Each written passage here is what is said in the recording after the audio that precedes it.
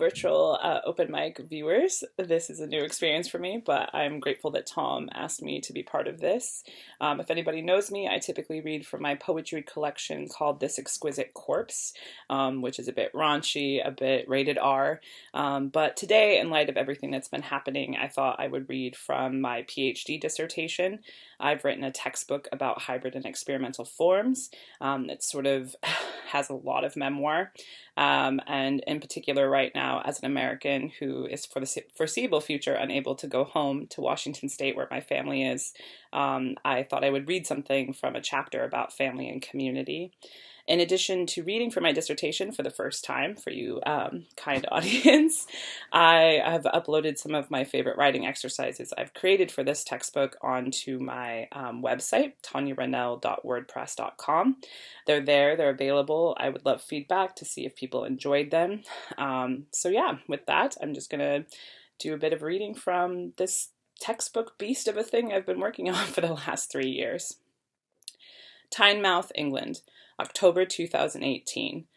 I bought a wishing bracelet, a black string with a star attached. When the string breaks, it gives the wearer a wish, today, even though I think they are a bit cliche. I can't really pinpoint why I think they are cliche. It is likely just the deep individualistic rebel in me who constantly finds an aversion to trends. No matter my feelings initially, I got it because in the moment it felt right to start wearing one.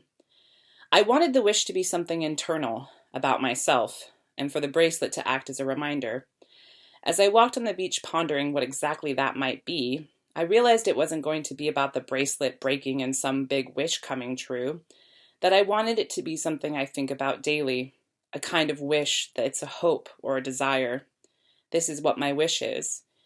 I wish to feel whole within myself and to love myself with a confidence that allows me to make the right choices for my life. As I am typing this nearly 6 months later, the bracelet is on my wrist, becoming ever more threadbare, and I've looked at it almost every day. It's acted as the reminder I hoped it would. From the time I was little, my grandmother has taught me to wish on stars, and so in some ways I'm finding this bracelet a connection to her and my family, even if the wish I've made is more about myself. So, here I am, after the beach, sitting outside with a glass of wine, and I'm thinking about wishes, and how so much of my life has actually been influenced by wishing on a star. During my teen years, my grandmother and I wished on stars for my aunt and uncle.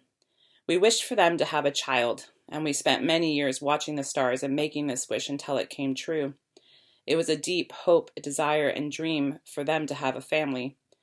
My first cousin was adopted on Easter morning. Born to two parents from other countries, my aunt and uncle received a phone call while we were all having brunch. They went to the hospital, and hours later they came home with the most beautiful baby. The wishing had come true. At no point did I ever feel like I was giving up my own wishes on these stars.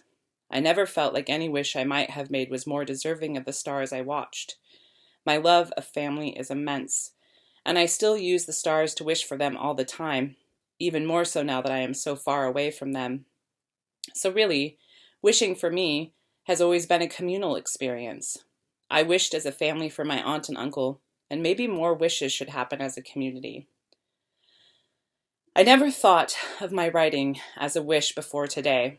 How strange and exciting that the purchase of a piece of black string with a little silver star now around my wrist could bring this realization. My writing is a wish for a community to recognize each other and to engage with each other and to find one another. I think every word I write and then type and put in a book for you is deserving of all the stars and wishes.